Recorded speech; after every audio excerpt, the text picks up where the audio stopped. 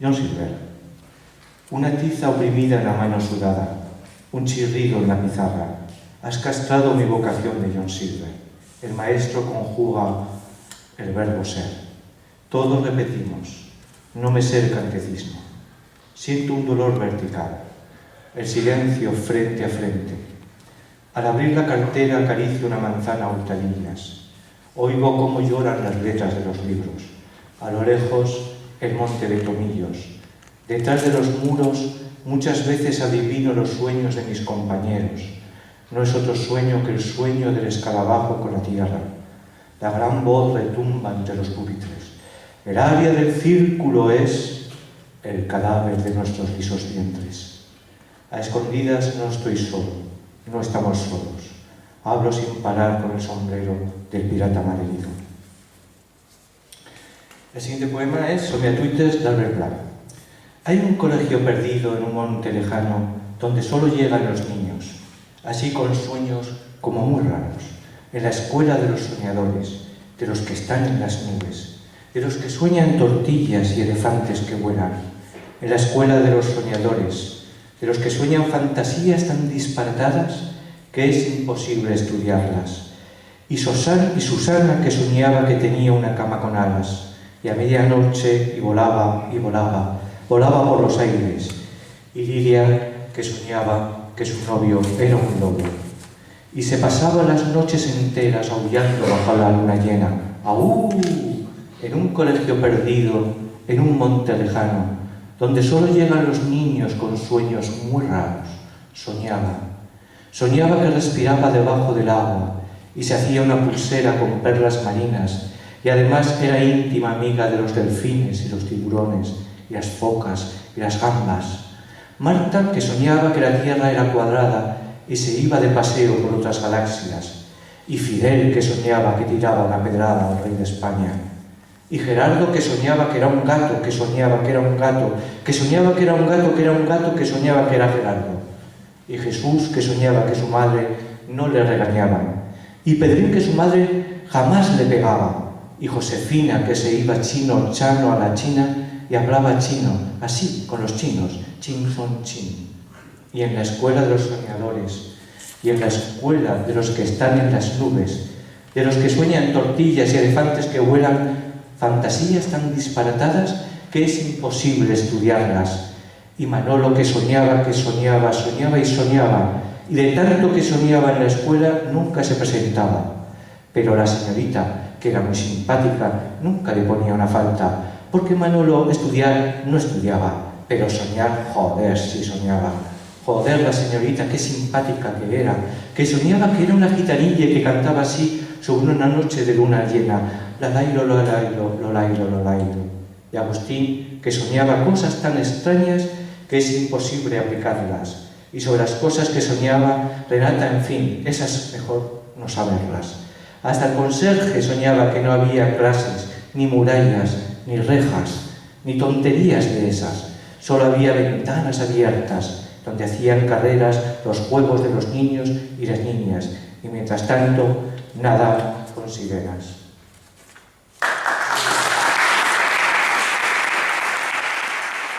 El tema central de hoy es la educación libertaria y su plasmación práctica. Para hablarnos de ello tenemos el gusto de tener con nosotros a Ana Sigüenza, profesora y militante de la CNT. La compañera Ana fue secretaria general de la CNT entre los años 2000 y 2003 y pertenece al Sindicato de Enseñanza e Intervención Social de CNT Madrid, además de participar en el periódico de la Confederación. A la hora de abordar unas jornadas de temática anarquista, son varios los temas básicos a desarrollar: la religión, las elecciones sindicales, el capitalismo. Sin embargo, entre todos estos temas a tratar tenemos como pilar fundamental la educación, porque entendemos que una persona libre, crítica, independiente y revolucionaria es fruto de una enseñanza antiautoritaria y de estructura horizontal.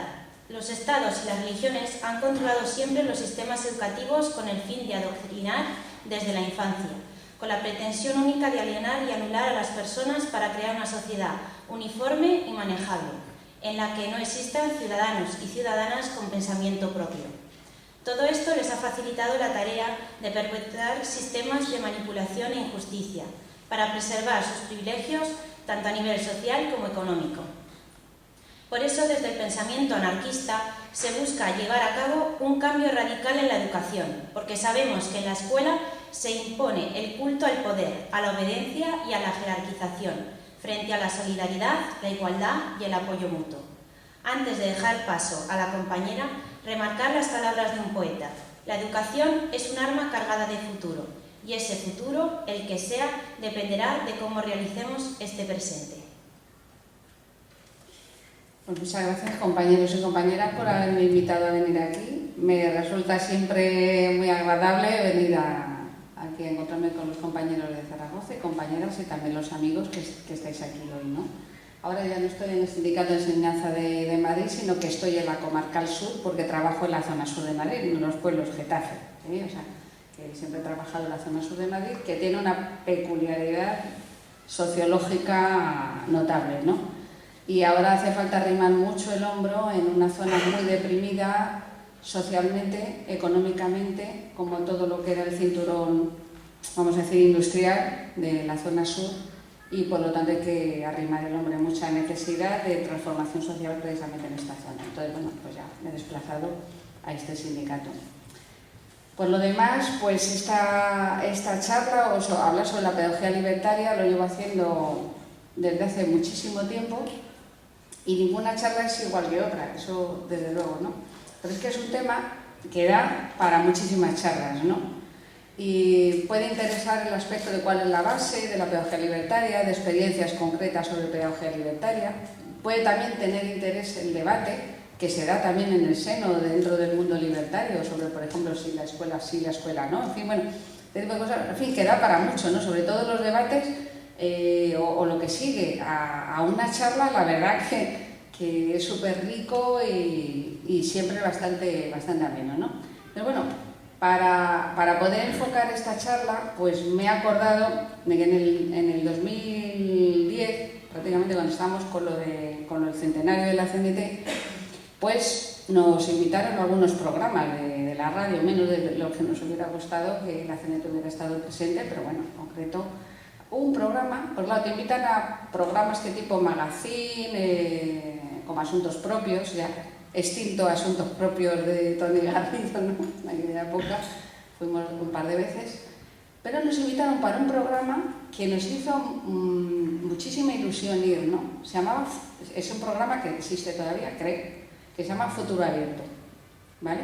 Entonces es un programa que normalmente se dedica pues a soluciones, por ejemplo, energéticas, a terapias alternativas, a avances dentro de la medicina, y caramba, que te llamen a hablar del centenario de la CNT en un programa sobre qué futuro se nos presenta y qué cuestiones puede haber en este futuro, nos hizo mucha ilusión.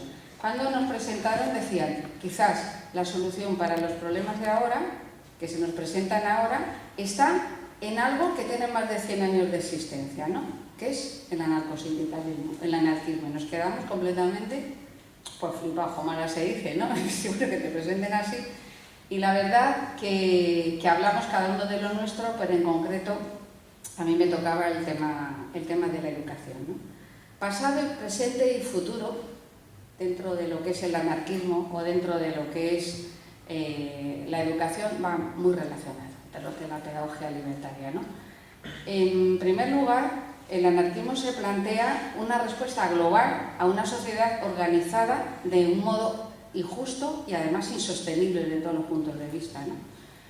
Y por tanto, concibe el anarquismo la educación, la economía, el trabajo, las relaciones humanas como un todo relacionado que forma parte de ese aspecto indisociable del aspecto que los anarquistas tienen o tenemos de transformación de esa sociedad, ¿no? Ese mundo al que aspiramos, dentro del anarquismo, esa sociedad a la que nosotros aspiramos, creemos que es posible. No solo que es posible, sino que ya lo hemos llevado a efecto y lo estamos llevando a efecto cada día. Y explicaré por qué, ¿no? La utopía, porque a veces se nos tacha el pensamiento, sobre todo educativo, el pensamiento, la pedagogía libertaria, como algo utópico, es algo que hacemos cada día en un sindicato de la CNT, por ejemplo, sin irnos más lejos, ¿no?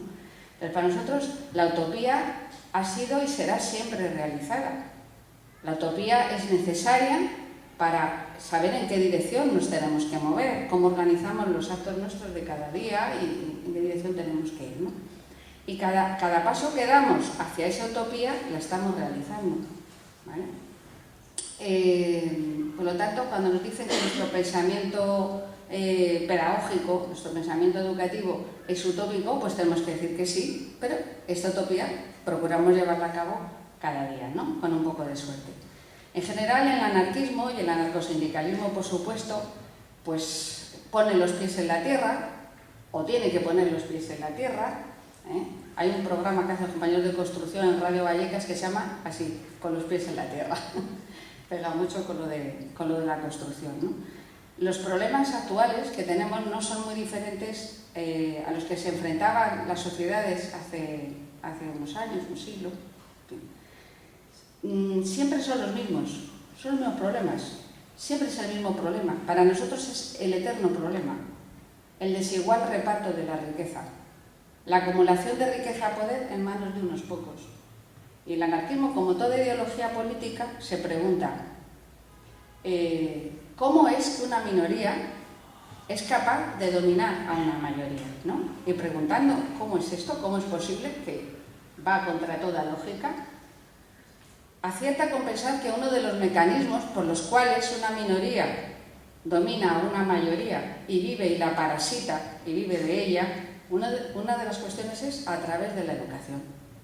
La educación es una de las vías que tiene el poder, esa oligarquía, en dominarnos a todos nosotros. Bien, bueno, pues si esta oligarquía tiene unos planes concretos acerca de cómo tiene que ser nuestra educación para dominarnos, a ver cómo nos planteamos nosotros cómo debería ser esta educación para salirnos de esta dominación, o para no caer en ella, o para poder resistir, o para poder rebelarnos ante esta minoría parasitaria, ¿no?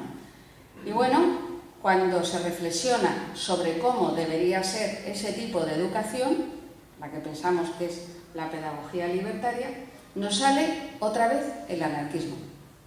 Es decir, podríamos resumir que la pedagogía libertaria o la educación libertaria no es ni más ni menos que llevar el anarquismo al mundo de la educación, ¿vale? ¿Qué tiene el anarquismo que le diferencia de otras ideologías? Entre otras cosas, la coherencia entre medios y fines, ¿vale? Otras ideologías también dicen que la tienen, pero un problema, no lo cumplen. Se dice que la tienen, pero luego no lo cumplen, ¿no?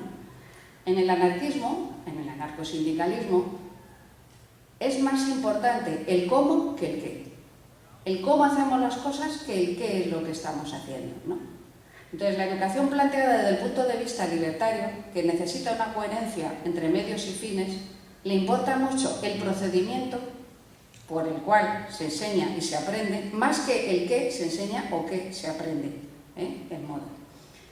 Y entonces, en esta coherencia entre medios y fines, en el anarquismo nos planteamos que queremos transformar la sociedad y entonces pensamos y tenemos una fotografía en nuestra mente de cómo quisiéramos que fuera esa sociedad, en la que nosotros quisiéramos vivir, no la que estamos ahora, injusta, insostenible, insoportable, sino en esta que queremos vivir. Y toda esa idea de cómo debería ser la sociedad, de cómo es nuestro proyecto, cómo sería la sociedad libertaria, la llevamos al marco de la educación. Y todo aquello que sería el funcionamiento habitual y normal de nuestra sociedad libertaria es lo que llevamos a la educación. Así que todos los elementos que están presentes en una comuna, en una colectividad libertaria, es el ideal educativo libertario. Y ya con esto la charla ya habría terminado. Diréis, pues qué decepción, ¿no? Ya, pues vamos, para que ha venido la compañera desde tan lejos, ¿no? Qué gasto más inútil. Y sería esto. Es decir, que sabiendo lo que es el anarquismo, qué es lo que pretende, qué es lo que propugna, cuáles son sus principios, cuáles son sus procedimientos, cuáles son sus herramientas, esto llevado al mundo de la educación es la educación libertaria y punto, sin más. Bueno, en cualquier caso, el anarquismo, dentro de su de su hincapié o en su énfasis entre que el fin tiene que estar acorde con los medios o los medios con el fin y que se diferencia del resto de las ideologías precisamente en esto, cuando se plantea la educación se encuentra con un dilema pedagógico. Ahí sí, ahí el anarquismo se encuentra con un dilema. Educar personas para que se adapten al tipo de sociedad que estamos, para que más o menos sean felices dentro de la estupidez reinante, o educar personas para que se rebelen e intenten transformar este sistema. Y esto sí que ha sido un dilema. Y en concreto los educadores nos enfrentamos también a este dilema, ¿no? ¿Hasta qué punto, de acuerdo, fomentar la rebeldía va a traer a los chicos y chicas en el futuro un problema de inadaptación y le va a traer problemas en su vida? Este es un problema que nos encontramos nosotros. Y en la otra opción, educar personas implicadas en la transformación, pues nos gusta más, francamente nos gusta mucho. ¿Pero en qué caería? O podría caer en el adoctrinamiento. ¿Vale? Pues hay un problema también ético dentro de la pedagogía libertaria, que es la cuestión de si está bien o está mal, si es ético o no lo es, adoctrinar niños y niñas, personas en general, dentro de lo que sería el anarquismo. La misma escuela Paideia, de la que todos habréis oído hablar, como proyecto pedagógico que lleva más de 30 años funcionando, empieza con un tipo de formulación y termina con un tipo de formulación en la cual uno de los últimos libros de Paideia dice la escuela de la anarquía, o sea que ya directamente dice, no, aquí lo que vamos a hacer es fomentar la anarquía. Al principio iba sobre el tema iba en la neutralidad y finalmente termina evolucionando y se da cuenta que los niños y niñas que se han formado en Paideia, cuando pasan, digamos, al mundo habitual, pasan al instituto o a la universidad o a su trabajo, lo que sea, como personas son maravillosos, estupendos, solidarios, colaboradores, sensibles, cooperativos, todo lo que se pueda decir de las personas, fabuloso, maravilloso.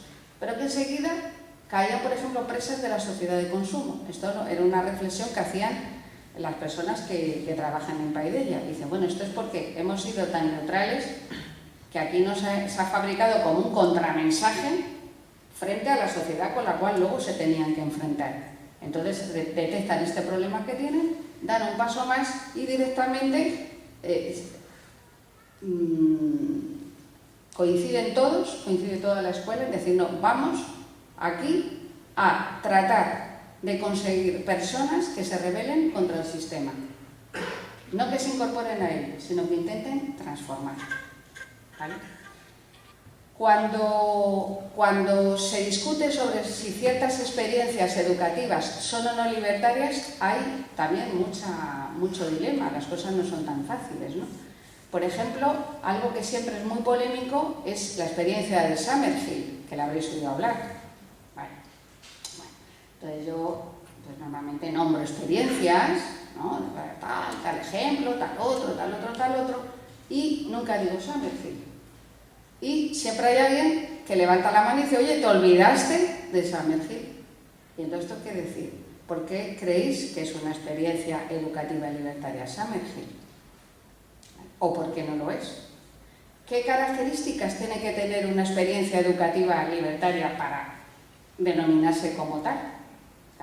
Entonces, el anarquismo aspira a la transformación de la sociedad en otra que sea más justa y más libre, donde la libertad individual coincida con la colectiva, es decir, la convivencia, todo este tipo de cosas. Bien, vale, ¿estamos en ese tipo de sociedad? No. ¿De acuerdo? ¿Qué hace una escuela libertaria, o lo que quiera que se llame, experiencia educativa, llámalo X, escuela libertaria, siendo una burbuja en un entorno que está rodeado de injusticia, por ejemplo? ¿Se puede denominar libertario o anarquista esto? En mi opinión, no. Es decir, si no contribuye a la transformación social, si no es ella en sí misma revolucionaria y contribuye a la revolución social, no se puede decir anarquista, en absoluto. Las personas que salen de allí serán más o menos felices, habrán desarrollado más o menos sus potencialidades, pero la sociedad opresora, con esa oligarquía que sigue parasitando al conjunto del género humano, seguirá haciendo lo mismo que hacía siempre. Por lo tanto, no le podemos considerar anarquista. Bueno, entonces, ríos de tinta sobre diferentes dilemas, sobre si escuela sí, escuela no, sobre si la escuela libertaria o las experiencias educativas libertarias deben adoctrinar o deben ser neutrales y dejar que la persona tal, sobre si una burbuja se puede considerar libertaria o no, si no intenta abrirse al entorno y transformar ese entorno. Es decir, bueno, pues es una constante, y entonces nos encontraríamos con que el pensamiento educativo libertario tiene la característica de que no tiene recetas. Llegaríamos a esto. Es decir, que cada sociedad, en cada época, en cada lugar geográfico, han formulado lo que sería la educación libertaria a su manera, con arreglo a lo que ellos necesitaban en su contexto político, ¿no? Y por lo tanto, un tipo de escuela o un tipo de realización y otra no tiene mucho que ver. Pero vamos a ver que en sí todas tienen algo que ver. Bueno, ¿qué sería característico de una experiencia educativa libertaria? Pues el adjetivo que más definiría una experiencia educativa libertaria es el concepto de integral. Tiene que ser educación integral. Y me cuesta mucho trabajo hablar de lo que es integral, porque es el concepto más manoseado que uno se puede echar a la cara en educación. Lo llaman integral hasta las leyes educativas, es decir, la LOCSE habla de integral, y cualquiera, o sea, la del PP si quieres también, la LOCSE que hizo en su día el PP y las que está haciendo ahora, seguro que habla de educación integral. Es un concepto muy manoseado. Sin embargo, es un concepto que es esencial dentro del anarquismo. ¿Por qué? Porque lleva a la escuela la concepción del trabajo que tiene el anarquismo. La concepción del trabajo que tiene el anarquismo es que no haya división social por el tipo de trabajo que se haga. O sea, no disociación entre los trabajadores manuales e intelectuales, los que hacen una cosa o hacen otra, ¿vale? Muchos teóricos. Esto llevado a la escuela, ¿qué es? Que no puede ser que unos solo reciban educación manual para realizar un oficio, otros solamente intelectual, uno solo educación física. Lo que pasa con muchos estudiantes negros en Estados Unidos, les admiten en la universidad con una beca, pero solo les quieren para jugar al baloncesto o para hacer atletismo, y para nada desarrollan el resto de sus potencialidades, ¿no? Entonces, la no disociación entre el trabajo manual e intelectual que plantea el anarquismo es lo que está en el fondo de cualquier experiencia educativa libertaria. Entonces, el concepto de integralidad, ¿qué significa dentro de cualquier experiencia? El orfelinato de Zempuy, la escuela de la Russe, de Sebastián Faure, o Paidella, o la escuela moderna de Ferrer y Guardia, Bonaventure, que ha desaparecido ya, de la isla de Oléron, en Francia. Todas tienen esta característica, que el centro, la escuela, llamémoslo así, la escuela, es en sí una sociedad, internamente, y prefigura, es autogestionaria, autosuficiente en la medida que se puede, y dibuja una sociedad ideal de lo que se quiere dentro de la propia escuela. Entonces, ¿qué significa integral? Los niños y niñas, los adultos que están allí, porque también el anarquismo, su concepto de educación no está vinculado a la infancia, sino a lo largo de toda la vida. Es un concepto de educación. Ahora es muy moderno este concepto, pero los abuelos anarquistas desde el siglo XIX llevan con ese concepto de lo que es educación y autoeducación a lo largo de toda la vida. El concepto de integral está muy desarrollado, por ejemplo, en la Russe de Sebastián Faure. Funcionó más o menos hasta la Primera Guerra Mundial, donde la escuela ya no se pudo mantener, no pudo seguir adelante, pero bueno, eran chicos o con familias que tenían problemas para su supervivencia o directamente huérfanos, y entonces, bueno, pues estaban residentes allí, por lo tanto vivían en la escuela. ¿Qué tenía la escuela? La escuela dedicaba un tiempo enorme, hasta un tercio del tiempo, vamos a decir, de formación de escuela, a todo lo que es el cuerpo, lo físico. Y en todos los sitios se dice que la educación física es muy importante, ¿vale? Pero cuando vemos nuestros institutos tienen 2 horas de educación física. En las experiencias educativas libertarias, actividad física, o bien de paseo, o bien de practicar un deporte, o bien de tener una piscina, estamos hablando siglo XIX, principios del XX, lo cual tiene bastante mérito. Estas experiencias tenían hasta piscinas climatizadas. Hablando de unas precariedades económicas tremendas, pero cuando se tenía eso es porque se le daba un papel importantísimo al tema de la salud, de la higiene, de la armonía, de la lateralidad, del equilibrio, en fin, del cuerpo con la naturaleza, todo este tipo de cosas. Le dedicaban hasta un tercio del tiempo de formación a todo esto. Al contacto con la naturaleza, al paseo, a la actividad física, al deporte, al baño, al agua, al contacto con el agua, este tipo de cosas. Otra parte para, bueno, pues todo lo que se nos pueda ocurrir, ¿no? De cualquier área del conocimiento, del saber, del desarrollo. Y otra parte muy importante, el trabajo. Es decir, que en la medida de lo que se pudiera, la escuela, cualquier experiencia educativa libertaria, tiende a ser autosuficiente. Por ejemplo, no suele haber a lo mejor cocineros, ni jardineros, sino que los propios niños y los adultos que están en una experiencia educativa libertaria, cada uno se hace cargo de lo que se puede hacer cargo. Y luego todo eso se regula a través de la asamblea. Es decir, la RUIS, por ejemplo, que pone este ejemplo, era autosuficiente hasta que llegó, claro, la Primera Guerra Mundial, con lo cual ya todo el proyecto se viene un poquito abajo. Tiene una imprenta y hacen postales y cultivan cosas y tienen animales, y entonces no es el parámetro de lo que es el trabajo infantil tal y como lo conocemos, pero sí es el parámetro de que las personas se capaciten para asumir su propia vida, para ser capaces de asumir su propia vida a todos los niveles, a nivel afectivo y emocional, a nivel de trabajo, a nivel de colaboración, de organización, es decir, a todos los niveles, ¿no? Desde los niños más pequeñitos hasta los más mayores. Bueno, este concepto de educación integral es el que más vigencia ha tenido en el anarquismo español, en el anarcosindicalismo español, en todo lo que se ha hecho en concreto en nuestro país de experiencia educativa. Es el concepto más importante, el número 1. Luego hay otros conceptos, pues, la autogestión, el antiautoritarismo, etcétera, etcétera.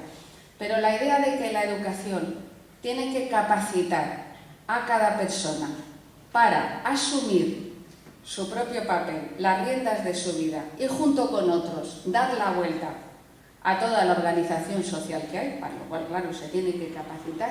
Este es el concepto integral. No es el concepto rusoniano del desarrollo de las capacidades, del poder, yo tengo derecho a aprender música, a aprender no sé qué, a desarrollar... No, esto no. Es un concepto burgués. Porque para empezar, Rousseau era determinista social. O sea, Rousseau, que está muy idealizado en algunos entornos, era determinista. Él pensaba que el que nacía en una familia de zapateros tenía que ser zapatero. La niña tenía que ser educada como niña, el pobre tenía que ser educado como pobre, el burgués tenía que ser educado como burgués. Y dentro de eso, claro, el burgués tenía derecho a desarrollar todas sus potencialidades. Pero no es ese concepto de integral, es un concepto relacionado con la revolución social.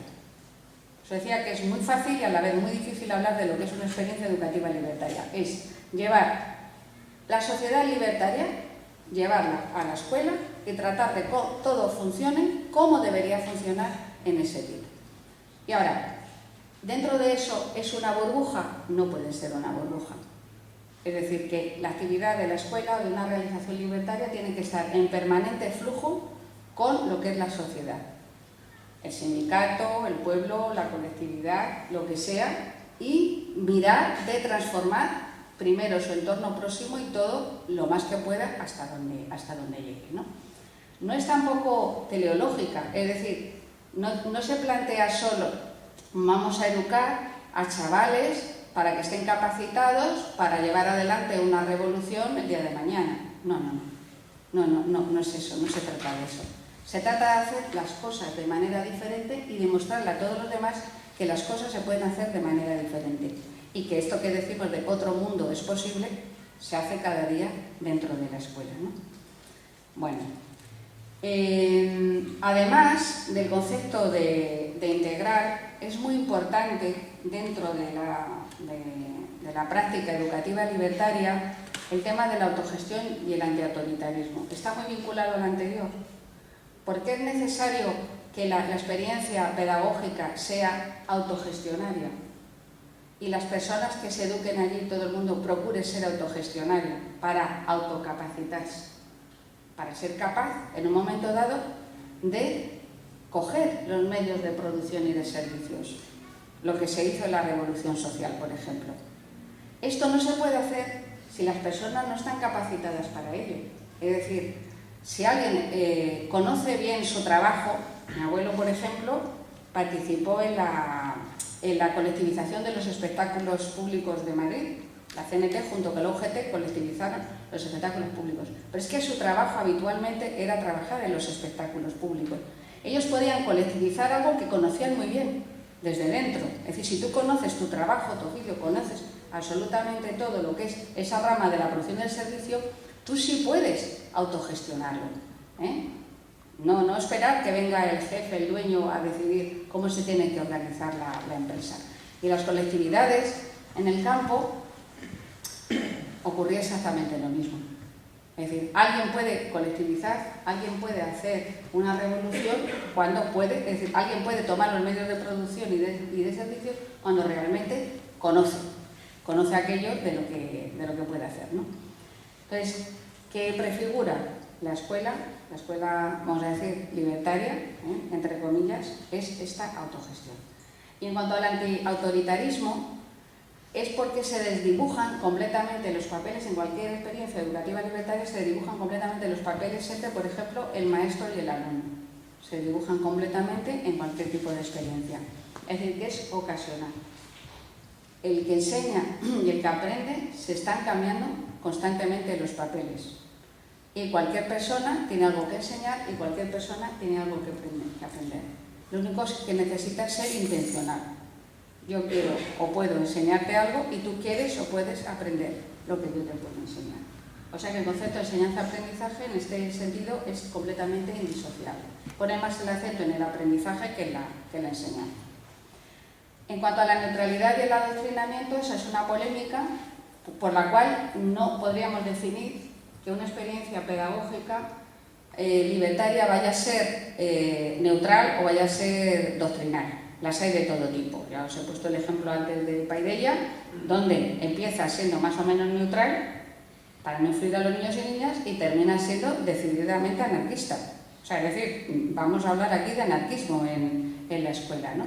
Y sobre esto hubo mucho de todo. La mayor polémica se dio, por supuesto, en el periodo 36-39, donde era muy difícil practicar una educación neutral, sobre todo, pues, por ejemplo, aquí en Aragón, ¿no? Con todo lo que hubo, con la represión que hubo, con una serie de cuestiones históricas que sucedieron aquí, era muy difícil no decirle a los compañeros que tenían que hablarle a los niños de ciertas cosas, ¿no? Pero se dieron anécdotas en el conjunto en el periodo 36-39, que también deciros que a la escuela, por ejemplo, la escuela normal, la que se producía a espaldas de los propios sindicatos, mi madre iba a la escuela, fue solo 6 meses, y habían colectivizado el CNT-UGT y entonces tenían preparada una escuelita para los niños y las niñas, ¿no? Entonces, ¿qué pasa? Pues que los padres mandaban a las niñas con los lazos según de lo que fueran. Entonces mi abuelo, como era de la CNT, pues mi madre llevaba un lazo rojo y uno negro. Las niñas que eran sus padres del OGT, pues lo llevaban los 2 lazos rojos, ¿no? Y cada uno llevaba allí los lazos de una forma, hasta que ya el maestro se planteó y dijo, no, a partir de mañana todos los lazos blancos, ¿no? O sea, esta es una anécdota de cómo estaba la guerra. Es muy difícil el ser neutral en un contexto como este, ¿no? Otra anécdota que se cuenta de una escuela racionalista de un Ateneo de Madrid, que salieron los chicos de excursión, ¿no? Y cuando volvían al Ateneo, donde estaba la escuela racionalista, se cruzaron con un grupo que era de la UGT, venían de la Casa del Pueblo, otros niños, y cuando pasaron por al lado de los chicos del Ateneo Libertario y de la escuela racionalista, para provocarles se pusieron a cantar cosas socialistas, ¿no? Y entonces el maestro les dijo que les acompañaba, el maestro racionalista les dijo que cantar esto otro, ¿no? A la barricada, lo que fuera, el hijo del pueblo, la canción que fuera, ¿no? Y cuando llegaron, los chicos lo contaron, se habían cruzado con esto, les habían cantado esto, y el maestro les dijo, pero hemos quedado muy bien porque el maestro nos ha dicho cantásemos esto otro. Bueno, la que se formó, claro, en la asamblea del Ateneo, del sindicato y de todo, la que se formó fue gorda, porque eso no se podía hacer. No se podía adoctrinar a los niños, no se les podía decir que cantaran a las barricadas o esto. Es decir, la polémica entre la neutralidad y el adoctrinamiento ha sido un tema que cada escuela y cada pueblo pues ha resuelto más o menos como ha podido o como le ha parecido según el contexto, ¿no? Que es un tema que luego vosotros podréis decir después, ¿no? ¿Qué opináis de esto? Si una escuela directamente tiene que ir a formar anarquistas. Y esto pasaría que, como a los que nos han formado dentro del nacionalcatolicismo hemos salido totalmente vacunados contra la religión, y si hiciésemos lo mismo con el anarquismo, los chicos y chicas saldrían vacunados contra el anarquismo, o sea, esto podría darse. Da para mucho este tema, ¿no? Otro de los elementos que son más difíciles de equilibrio dentro de una experiencia educativa libertaria es la armonía entre la parte individual y la parte social dentro de una experiencia. Pero igual que se dan esas tensiones y ese equilibrio necesario en lo que sería una sociedad libertaria, en una comuna, en una colectividad, ¿vale? Sé individualista cuando se trate de ti, decía mi carnet, que yo tenía el carnet del oeste que venían todos los demás, y sé colectivista cuando se trate de los demás, decía mi carnet. Yo lo leía muchas veces en el metro porque como que no lo entendía mucho. Sé individualista cuando se trate de ti y colectivista cuando se trate de los demás. Bueno, pues esto es lo que en cualquier experiencia educativa libertaria este es más o menos el lema. Es decir, en lo que más o menos te afecta solo a ti, tú tienes que llevar tu vida, tienes que tomar tus decisiones, pero siempre en armonía con la convivencia con los demás, necesario, ¿no? Bueno, en este sentido, volviendo al tema de Summerhill, ya habría varias cosas que la experiencia de Summerhill no cumpliría. No intenta la transformación social, no lo pretende, no lo hace y no se relaciona con el entorno. Por ejemplo, no se relacionaba con el entorno. En cuanto a neutralidad y adoctrinamiento, directamente es que ni se plantea ese tema. Por supuesto, adoctrinamiento no hay, ¿vale? Pero tampoco hay ninguna posición ni reflexión sobre la situación social. Es antiautoritaria, eso por supuesto, era una experiencia antiautoritaria. Y en cuanto a individualismo, socialismo, hay muy poco de colectivo, casi todo era individual dentro de la experiencia de Summerhill, ¿vale? Bueno, predominaba la libertad individual sobre la sociedad, sobre la libertad social, ¿no? En cuanto a escuela sí, escuela no. Bueno, esto es otra polémica, es decir, tiene que existir un sitio específico donde la gente se vaya a formar y tal. Primero que lo reducimos al tema de la infancia, cuando la educación vista desde el punto de vista anarquista es a lo largo de toda la vida. Si yo digo que un sindicato es una escuela, ¿qué me decís? Un sindicato es la CNT, es una escuela, ¿sí o no? La CNT, en cualquier organización libertaria, cualquiera, la que sea, da igual un grupo anarquista, un Ateneo, llámalo X, un grupo de consumo, en fin, cualquier cosa que nos podamos imaginar que tenemos, está concebida como una organización educativa. O sea, cualquier organización anarquista está planteada de manera que las personas vayan aprendiendo, todo el que entra, vaya aprendiendo a ser autosuficiente dentro de su organización. Y es pedagógica, es decir, que todo es pedagógico. Nosotros no caíamos mucho en esa cuenta hasta que nos llamaron para un congreso de educación popular en Sevilla hace unos años, ¿no? Y nosotros decíamos educación popular, Serrano, nos han llamado, ¿no? Nosotros, educación popular. Y dicen, hombre, sois los que más tiempo lleváis haciendo educación popular. Pues ¿qué son los sindicatos? ¿Qué son los ateneos? ¿Qué son los grupos anarquistas? ¿Qué son? nada más que un ejemplo genuino de lo que es la educación popular, ¿no? A lo largo de todas las edades, para ambos sexos, etcétera, etcétera. Pues vamos a decir que los más antiguos y los más veteranos de la educación popular sois precisamente vosotros, ¿no? En ese concepto. Entonces la cuestión, vista la escuela desde el punto de vista de lo que es la infancia, la escuela como tal, si debe existir o no debe existir la escuela, es un debate también dentro del mundo libertario. Poniendo los pies en la tierra del aquí y ahora, ¿no? Se trataría de hacer lo más posible experiencias educativas libertarias. Aquí y ahora, pues nosotros somos trabajadores y trabajadoras. Cuando nos vamos a nuestro puesto de trabajo, aquí y ahora, ¿qué ocurre con los niños y niñas? Tienen que estar en algún sitio, ¿no? Así que a veces esta decisión sobre el tema de si debe existir o no debe existir en una escuela está desde luego vinculada al modo de sociedad en el que estamos. Si estamos en una sociedad donde estamos con el trabajo asalariado, pues evidentemente tiene que existir algo, llamémoslo X, escuela, donde los niños y niñas están, mientras los demás nos vamos a trabajar. Esa es la historia. Pero ¿y si lo que estamos es en una comuna donde no existen los horarios, por ejemplo, donde no existe el trabajo asalariado? ¿Sería necesaria la escuela como tal, o sea, un sitio donde vamos? Pues a lo mejor no. A lo mejor como tal no es necesario, ¿vale? Bueno.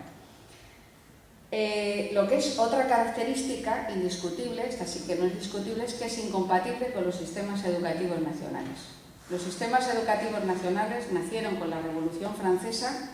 La Iglesia había tenido la hegemonía de la educación desde la Edad Media. Digo la Iglesia y por decir nuestra sociedad, en otra sociedad será otra religión, pero vamos, aquí en concreto la Iglesia Católica es la hegemónica y a día de hoy está cogiendo cada vez más fuerza otra vez y sigue siendo la hegemónica dentro de España, ¿no? Los sistemas educativos nacionales nacieron no desde un parámetro iluminista, ilustrado, para que las personas se desarrollaran, aprendieran, se alfabetizaran. No, eso era la teoría. La práctica es que había una incipiente revolución industrial y los trabajadores que eran del campo, que se habían desplazado a las ciudades con esa revolución industrial, carecían de los conocimientos básicos como para hacer funcionar las máquinas, las fábricas. Entonces el Estado quería decidir lo que los trabajadores, sus hijos en concreto, deberían aprender. Lo que se debe aprender y lo que se debe enseñar, regulado por una ley. Y así nacen los sistemas educativos nacionales. Los sistemas educativos nacionales lo único que hacen es fabricar un tipo de producto, un tipo de ciudadano concreto. Es lo que quieren hacer. Falla el sistema falla, como dicen algunas de las pegatinas que tenemos ahí en enseñanza, a veces falla y salen personas que no siguen esa directriz, esa premisa, ¿no? Pero en la mayoría de los casos, pues es así. ¿Qué es lo que les enseñamos? Yo trabajo en la educación reglada, trabajo ahora en formación profesional, ¿y qué es lo que les enseñamos? ¿Realmente el sistema se sale con la suya, el sistema educativo nacional se sale con la suya en cuanto a sus objetivos? En cuanto a los que dice manifiestos, no lo consigue. La instrucción cada día es peor, el nivel académico instrumental del alumnado que me llega a mí, que yo, por ejemplo, tengo alumnos que ya han superado el bachillerato, la formación profesional, cada día es peor. En cuanto al tema de la religión, cada día menos alumnos escogen religión dentro del instituto, o sea que por ahí también, teóricamente, vamos bien. Y parece como que no cumple con sus objetivos, ni instructivos ni de ningún otro tipo, ¿no? Pero sigue habiendo sistema educativo nacional y centros reglados. Esto será por algo, ¿no? Entonces, recordad lo que os decía, que el medio tiene que estar acorde con los fines, ¿no? El fin manifiesto que dice el sistema educativo nacional dice que es para una cosa, pero en realidad lo que consigue es otra. ¿Qué es lo que aprenden los muchachos y las muchachas en nuestras escuelas e institutos, salvo excepciones? Pues que son una campana, entramos todos, no cuestionamos nada, nos volvemos a marchar. Aprendemos algo muy necesario para el mundo del trabajo, pues como borregos. Cada día hay menos democracia en los centros, sobre todo en Madrid, como vamos, es que un inepto de arriba manda al de abajo, el de abajo manda a este al otro y el profesor terminamos a los chicos haciéndoles cumplir exactamente la misma tontería que nos han dicho desde arriba que tenemos que cumplir. Y aunque quisiéramos hacerlo de otra manera, no podemos. ¿Cómo podemos interesar al alumno en 50 minutos? Si yo tengo 30, 35 alumnos, todos a toque de trompeta a las 8:30 de la mañana van a estar interesados por la ecuación de segundo grado. Por muy buen profesor, captaría la atención de 5 y esto les interesaría, pero no de todos los demás. Es decir, el aprendizaje significativo, el constructivismo, todo esto no se puede dar con esta estructura del sistema educativo. Entonces, el sistema fracasa en lo que dice que es su objetivo, pero es que su objetivo no es ese. Su objetivo es fabricar un tipo de ciudadano sumiso, que se acostumbre a entrar con un horario, por una puerta, con una autoridad, etcétera, etcétera, ¿no? Y a la resignación. No hay nada que hacer, esto es así, esto es lo que hay, este es el programa, tú no puedes opinar, tú no puedes cambiar nada, esto es lo que hay, si quieres lo tomas y si no, lo dejas. Esto. Y luego un aspecto complementario, pero que también es muy común dentro de todas las experiencias educativas libertarias, es el tema del naturismo, el contacto con la naturaleza. El que los libros, aunque los libros son importantes dentro de la tradición libertaria, habría muchas cosas que comentar o muchas anécdotas que decir acerca de qué representan o qué han representado los libros para los libertarios durante varios siglos, o sea que prácticamente eran considerados como Biblias, o sea, algunos se los sabían de memoria de la clandestinidad, los libros como Fahrenheit 451, exactamente, ¿no? O sea, los libros lo que han representado. Pero en el plano educativo, el libro nunca, y esto son ideas de Reclus puestas al servicio de la educación libertaria, el libro nunca puede sustituir la experiencia directa sobre la realidad. Y entonces esto, todas las experiencias pedagógicas libertarias, todas, sea la escuela moderna, sea Zenpuis, Paideia, todas, sin excepción, lo que van es directamente a las fuentes, a la experimentación y a la observación. No es ni más ni menos que la aplicación de lo que sería el método científico dentro de la enseñanza. Porque el racionalismo dentro de la educación, el concepto de racionalismo dentro de la educación, intenta llevar esto, algo científico, como forma de oponerse a lo que sería la influencia de la religión dentro de la educación. A veces se le va la mano pensando que la ciencia es también infalible y sustituir a la religión por una ciencia que era lo que hacía la escuela moderna. La escuela moderna fue criticada, en concreto hay un libro además que se llama Anarquismo y Positivismo, que es una tesis doctoral sobre el caso de Ferrer y Guardia, donde viene a decir que Ferrer y Guardia caía en deificar también la ciencia del mismo modo que la religión lo hacía con sus dioses, que tampoco se trataba de eso. Pero bueno, puestos a elegir entre la religión y la ciencia, por muchas veras que tiene, pues nos vamos siempre del lado de la ciencia. Entonces, casi todas las experiencias educativas libertarias tienen mucha relación con la naturaleza, se fomenta mucho el naturismo, ¿de acuerdo?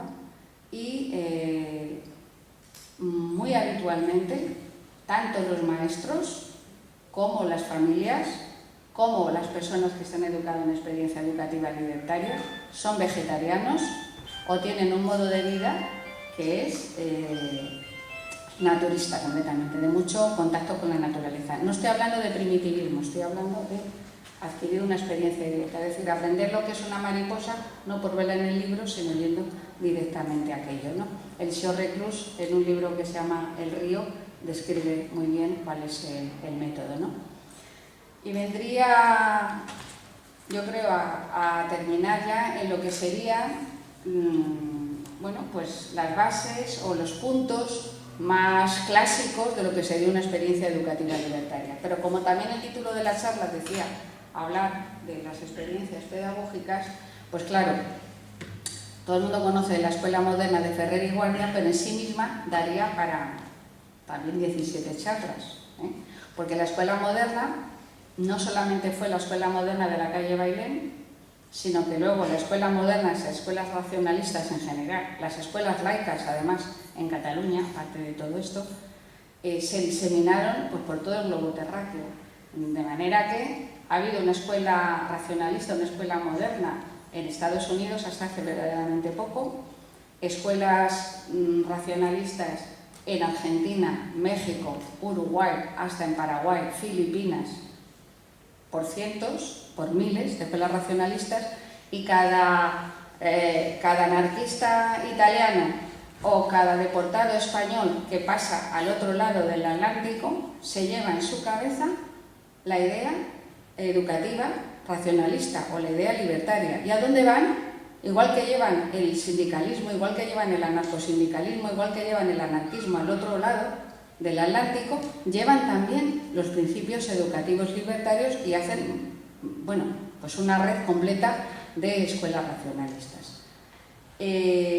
Por lo tanto, la escuela racionalista de Ferrer y Guardia, la escuela moderna de Ferrer y Guardia, se distribuyó pues por todo el globo, prácticamente por América muchísimo. Tuvo un movimiento cuando el proceso contra Ferrer tuvo un movimiento de apoyo en toda Europa muy importante que encabezó Ovidio de Crolí, un pedagogo de la escuela nueva, muy importante. Y quizás en España, lógico, por intereses no se le ha hecho tanta justicia como en el extranjero se le ha hecho al caso de Ferrer y Guardia. A Ferrer y Guardia en la escuela moderna le costó la vida. Es decir, sí, hubo la Semana Trágica, le cogen como chivo expiatorio de la Semana Trágica, pero lo que se quiere enterrar con Ferrer y Guardia es toda la alternativa a la religión, toda la alternativa a la competencia que las escuelas racionalistas o modernas podían hacer al predominio, la hegemonía que la Iglesia había tenido en la educación desde la Edad Media. Y esto, pues claro, no lo podía consentir la Iglesia Católica. Démonos cuenta que también ellos hacían provocaciones, no, es una cosa, la escuela moderna es una cosa del pasado, nos daría mucha risa. Vemos a Ferrer y Guardia con su traje, su pajarita, tal, su corbata, vale, muy antiguo. ¿Y qué pensamos? ¿Qué pensaríamos si es tan light y tan antiguo? ¿Qué pensaríamos si supiéramos que los Viernes Santos, para provocar, hacían especie de procesiones laicas, o que cuando había ayuno, las escuelas racionalistas y laicas del entorno de Barcelona se reunían en la plaza de una iglesia y mientras que todos los demás estaban de ayuno, de abstinencia, lo que sea, ellos hacían una chocolatada allí con todos los chavales reunidos, a lo mejor 800 o 1000 chavales comiendo chocolate para darle los morros a... Claro, pues al final terminan cargándose a Ferrer y Guardia, ¿no?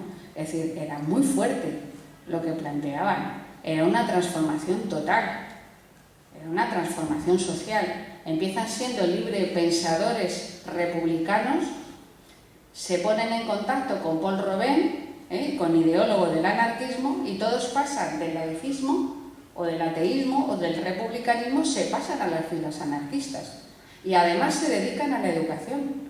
Y además tienen a todos los grandes pensadores de la época en el patronato de la escuela moderna. Está Ramón y Cajal, está Odón de Buen, está Anselmo Lorenzo. ¿Quién es el bibliotecario de la escuela moderna? Mateo Morral. Pasa la historia por el atentado al rey, pero realmente es un intelectual de primera fila, ¿no? Es decir, están ahí pues la flor innata de la intelectualidad. En la época que Ramón y Cajal están en el patronato de la escuela moderna es cuando le dan el premio Nobel. Además, los mejores medios tenía la escuela moderna. Son personas, entonces Ramón y Cajal, que introducen la fotografía en España y la aplican a sus investigaciones fisiológicas. Es decir, la escuela moderna tiene lo más de lo más. Por eso digo que no tiene nada que ver con el primitivismo, el tema de la pedagogía libertaria, ¿no? Bueno, pues la escuela moderna daría para mucho. Otras experiencias son muy, muy interesantes, como el orfelinato de Saint-Puy, de Paul Robin, que es el que inspira realmente a la escuela moderna. La Russe, podéis pedir al grupo que lo lleva en Tenerife, la exposición, una exposición muy modesta de la Russe. La tenemos en Madrid también, tenemos una residente en la península, que la tenemos en Madrid, para que la podáis pedir y ponerla en cualquier sitio, y a propósito de eso, hacer una conferencia sobre esta escuela, que es sumamente interesante. Y luego, experiencias contemporáneas. Bonaventure era una escuela que estaba en la isla de Olerón, ya ha desaparecido, pero bueno, pues una experiencia educativa libertaria del tipo, vamos a decir, de Paideia, en Francia.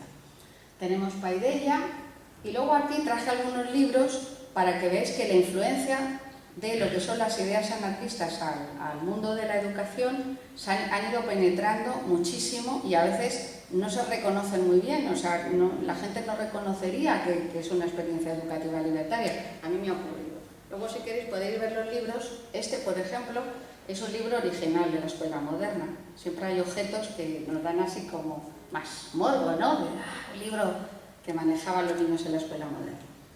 Aquí también tengo otro libro donde son ejercicios de oposición de inspectores de la época de la República, para que vierais cómo la idea de la globalización en el aprendizaje, de lo integral más o menos, estaba incluso en los exámenes de oposición de los inspectores, ¿no? Entonces tienen lecciones modelo, que es como lo que ahora diríamos una unidad didáctica, el lenguaje actual, y hay una que me encanta, que se llama Los servicios públicos y los impuestos, el Estado, organización económica. Explica material, desarrollo, o sea, cómo se hace la motivación, cómo es todo.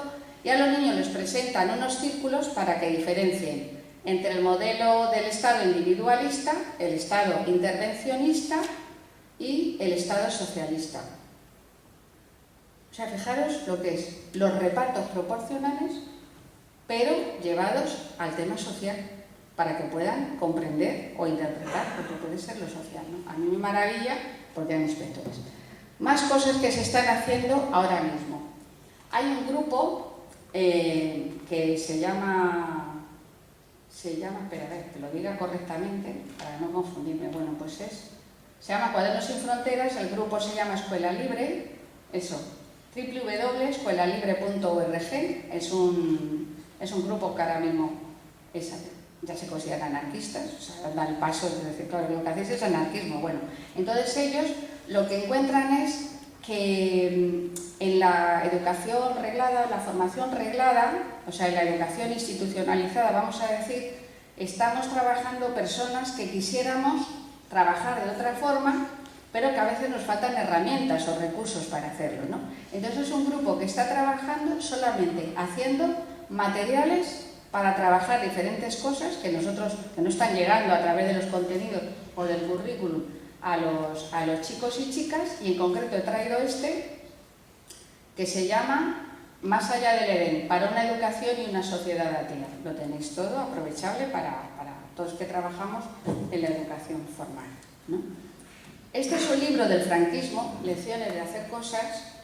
Este es un libro del franquismo donde se puede ver, no se ve la idea, donde se puede ver que la influencia de Crolí, de la escuela moderna, de la escuela nueva, en fin, de todos estos movimientos pedagógicos dentro del franquismo todavía seguían presentes en los libros de texto, lo que pasa que nadie se daba cuenta.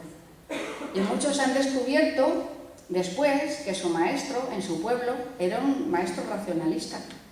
Han descubierto después, sobre todo pues, en pueblos perdidos del País Vasco, de Castilla, de Aragón, en concreto han descubierto que habían tenido un maestro pues libertario.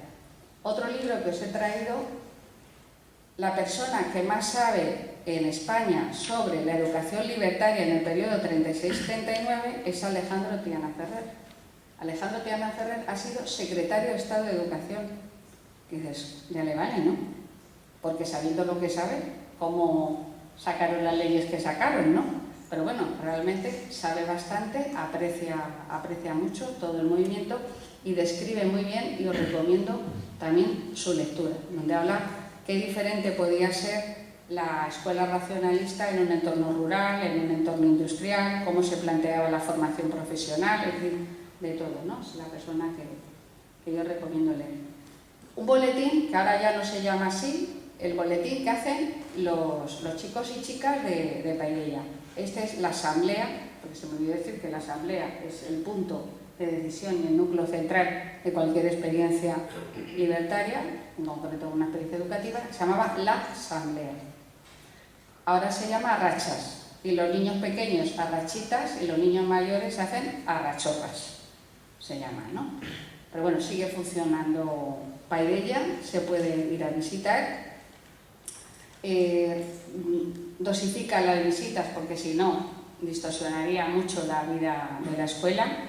Tuvieron problemas que el ayuntamiento a través de unas normativas quería, a través de esas normativas acabar con la escuela, que ya de por sí añadido a los problemas que cualquier proyecto educativo libertario puede tener de financiación, añádele pues un acoso constante por parte del ayuntamiento, pero al final salieron adelante.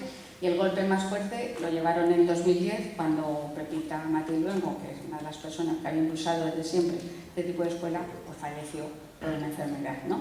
Pero bueno, yo creo que Pepita todavía sigue por ahí, en espíritu, animando a aquella escuela. Y luego, decir que siempre me dicen los compañeros, tú no comentas qué se hace o qué se puede hacer dentro del entorno educativo habitual. Bueno, pues mi propia experiencia, yo estuve en un colegio, que entonces era nacional, llegué en el año 81, vimos los problemas que había en Parla, es una localidad del cinturón de Madrid, que en la época que yo llegué había unos problemas sociales todavía peores que los de ahora. Había habido un crecimiento en el que había 3 defunciones, 300 nacimientos al mes. No había ninguna normativa urbanística, por lo tanto, y dejaron las casas ahí, pero no hicieron pavimento, no hicieron aceras, no llegaba el agua, el canal de Isabel II no tenían agua, así que la gente con niños pequeños pues tenía que ir a una fuente, bajar, 4 pisos, etcétera, ¿no? Manifestaciones cortando la carretera de Toledo que había, famoso pelotazo de goma, bueno, eso se dice mucho. Las fiestas de Parla conmemoran el día que entró el canal de Isabel II con el agua ahí en el pueblo, ¿no? Pero eso costó muertos, era una situación de penuria total. Las empresas dejaron abandonadas las casas sin terminar, la gente entró en las casas, terminaron casas que no eran las suyas, están hechas como algunos estaban hechas a retazos, es decir, en aquella época aquello era pues tremendo, ¿no? Nadie quería ir a trabajar a Parla, pero unos cuantos locos pues estábamos encantados de ir a trabajar a Parla. Pero claro, el primer año que estábamos trabajando encontramos pues toda la agresividad y violencia que los niños tenían. O sea, los niños de tercero, de GB entonces, tercero de primaria, se cascaban en lo lindo, se pegaban, se hacían brechas, teníamos que ir todos los días a la casa de socorro, es decir, había una auténtica violencia. Pero los niños pequeños tenían bandas, o sea, que estaban organizados en bandas, estamos hablando de los años 80, ¿no?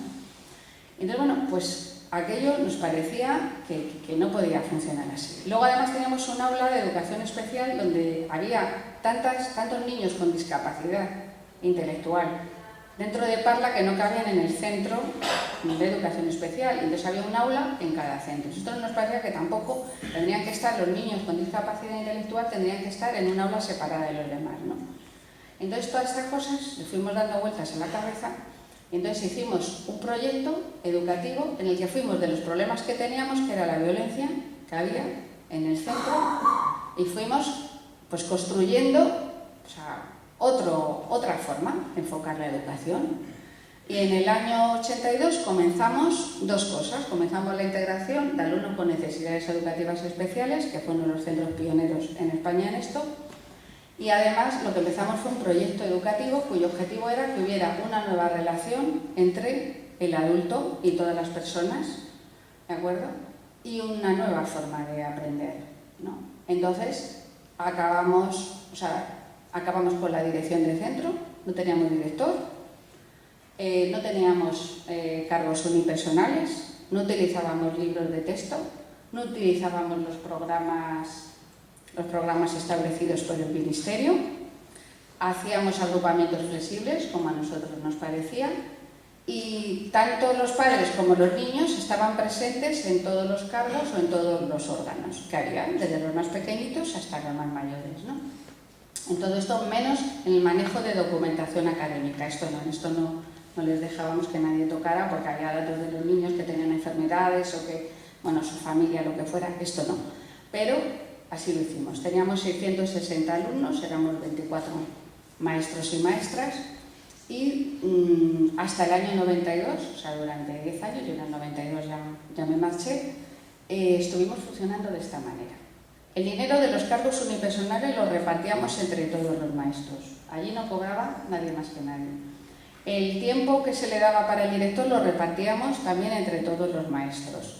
Los libros que utilizábamos, como tampoco había dinero para comprar y tampoco teníamos una biblioteca a la que acudir, no teníamos dinero, lo que hacíamos era recogerles a los otros colegios libros de texto usados de cualquier editorial, ¿vale? Y esta era la biblioteca que teníamos. Y luego los niños fabricaban sus propios libros de texto basándonos en lo que es las técnicas Freinet, es decir, que teníamos gelatina, para los maestros que hay aquí, seguro que sí conocen lo que es lo de la gelatina, y trabajábamos solamente desde el entorno, ¿no?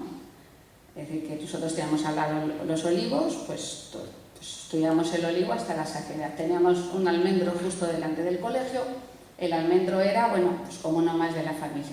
Un día que llegamos, al almendro le habían hecho leña. Ya que llegamos al cole, habían destrozado el almendro. Aquellos niños, los lagrimones eran, bueno, fue un drama. Todos entraban llorando porque en nuestro almendro alguien le había hecho leña, le había hecho astillas, y quién podría ser. O cuando dijeron que iban a quitar los olivos, cuando la Unión Europea decían que el aceite de oliva era malo. Y ellos venían, sus familias venían todas de Extremadura, de Andalucía, de Castilla-La Mancha, tenían aceite en casa, apreciaban mucho el olivo, había mucha iconografía alrededor del olivo, ¿no? Con todo esto, y cuando oyeron que había que arrancar los olivos y decían, pues nos agarramos a los olivos y no les quitan, vamos, ni para atrás, ¿no? ¿Cuál era el ambiente también que teníamos? Pues el ambiente era de una colaboración total entre las familias, los niños y nosotros, y el entorno del barrio.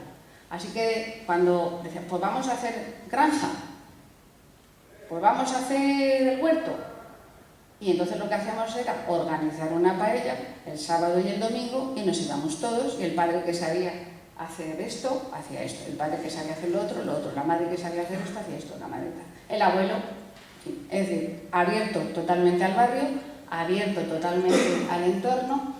Nosotros no habíamos escogido a los niños no nos habían escogido a nosotros, yo no había escogido a mis compañeros no me habían escogido a mí, yo había llegado pues como llegamos los maestros a los centros, ¿no? Pero aquello fue una experiencia pedagógica que, comparada con la de Paidella, no es libertaria, no le llega, vamos, ni a la altura del betún.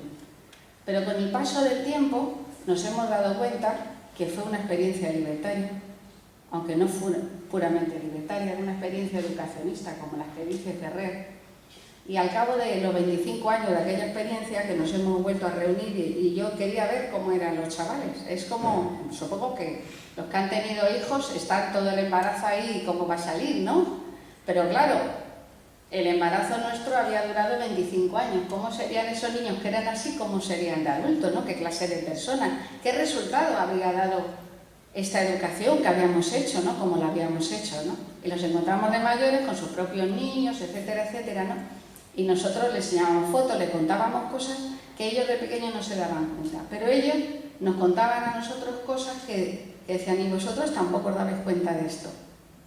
Había cooperativa, no había propiedad privada, ¿vale? Otra cosa que se me había olvidado de decir, todo era nuestro. La palabra mío no existía, todo era nuestro, ¿no? Entonces hacíamos una especie de concurso, de dibujo, yo qué sé, la Semana Cultural. Y les dábamos de regalo pinturas, pero eran las viejas que habían sobrado de ese año, las que ya nos servían, ¿no?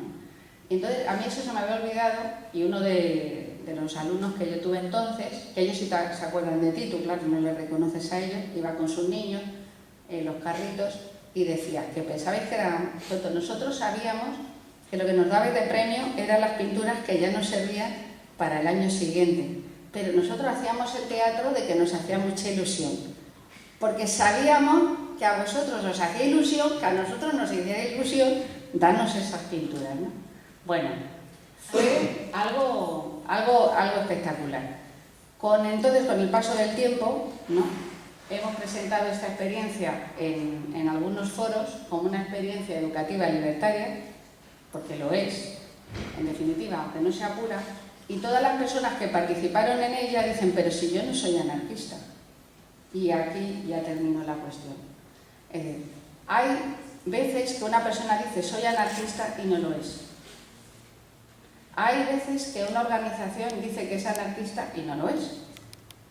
Pero hay personas y hay organizaciones o hay realizaciones o hay proyectos que lo son anarquistas, aunque ellos no se ven a sí mismos como anarquistas. Están teniendo una práctica anarquista o están teniendo una práctica libertaria. Y eso hay que saberlo ver, y hay que saberlo incorporar, hay que saberlo trabajar. Bueno, compañeros, como siempre me he extendido, quizás ahora en el coloquio pues aún salga alguna cosa que me deje.